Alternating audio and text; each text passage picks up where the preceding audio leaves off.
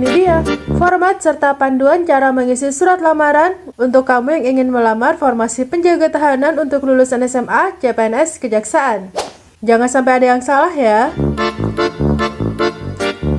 Sebelumnya kami tidak mengucapkan terima kasih karena telah klik video ini. Semoga bermanfaat, silahkan simak sampai akhir ya. Akan tetapi jangan lupa subscribe dulu channel YouTube Dunia Kuliah dan Beasiswa supaya kamu mendapatkan banyak informasi seputar CPNS. Langsung aja kita bahas, ini dia format dan panduan cara mengisi surat lamaran penjaga tahanan SMA, CPNS, Kejaksaan.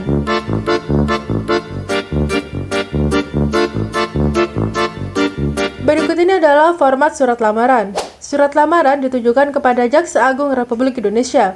Format surat lamaran dapat diunduh pada website biropek.kejaksaan.go.id atau link unduhan yang disediakan pada postingan Instagram @biropekkejaksaan. Ditulis tangan dan ditandatangani dengan pena berwarna hitam, serta diberi materai elektronik senilai Rp10.000. Nah, setelah dokumen ditandatangani, kemudian di-scan warna sesuai aslinya.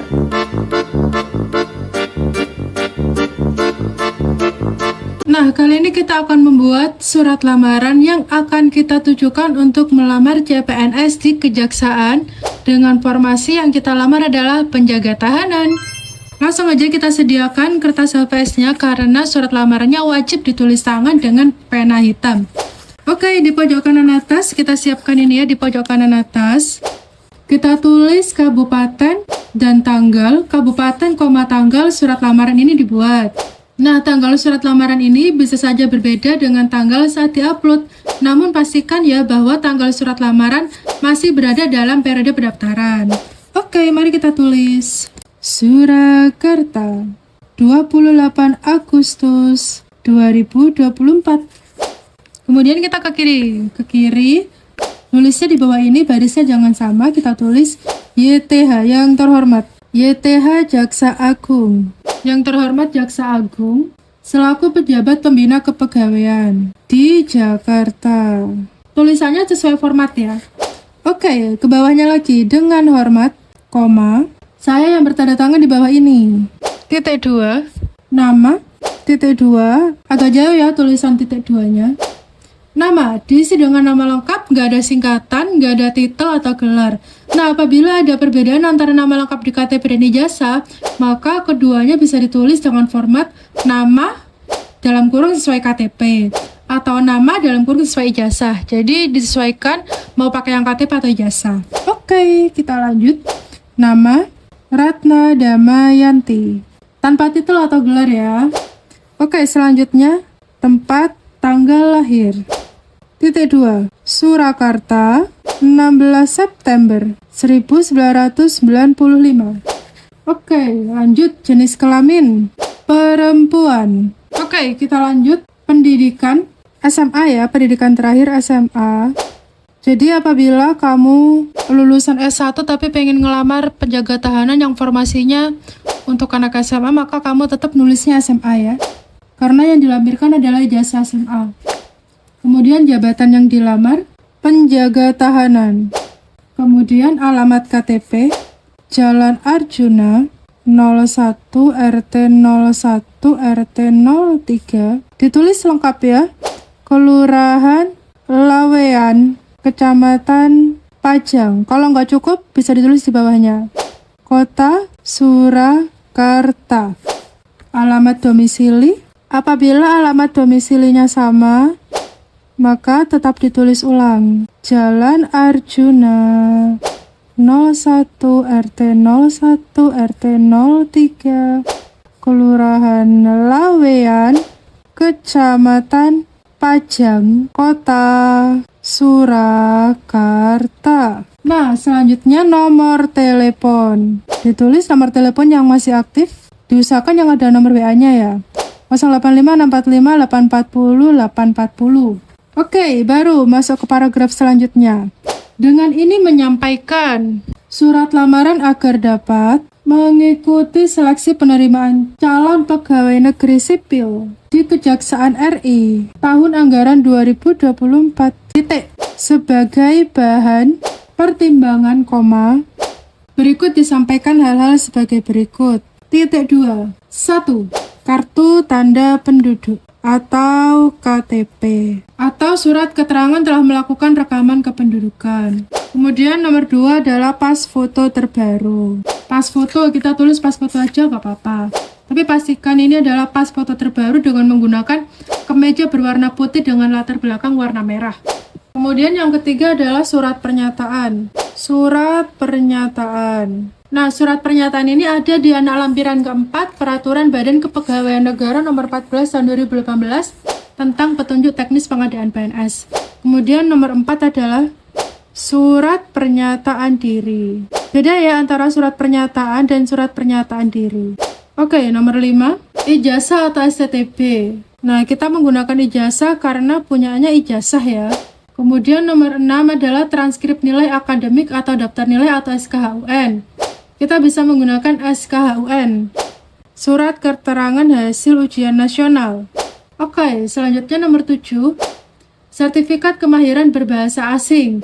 Nah, sertifikat ini hanya dicantumkan bagi pelamar dengan kualifikasi pendidikan D4, S1, profesi, dan magister sesuai dengan yang dipersyaratkan di jabatan yang dilamar. Tetapi berhubung ini kita adalah lulusan SMA, jadi kita tidak membutuhkan sertifikat kemahiran berbahasa asing untuk melamar CPNS di BIN ini. Selanjutnya nomor 7 adalah surat keterangan catatan kepolisian. Ini wajib ya untuk semua formasi. Surat keterangan catatan kepolisian. Oke, selanjutnya nomor 8 adalah surat tanda registrasi. Nah, berhubung surat tanda registrasi ini hanya dibutuhkan bagi pelamar pada jabatan tenaga kesehatan yang mempersyaratkan STR. Nah, berhubung kita ini melamar untuk formasi penjaga tahanan, maka tidak mempersyaratkan STR. Oke, selanjutnya nomor 10 adalah sertifikat komputer. Nah, sertifikat komputer ini dibutuhkan dan dicantumkan bagi kita para pelamar pada jabatan penjaga tahanan.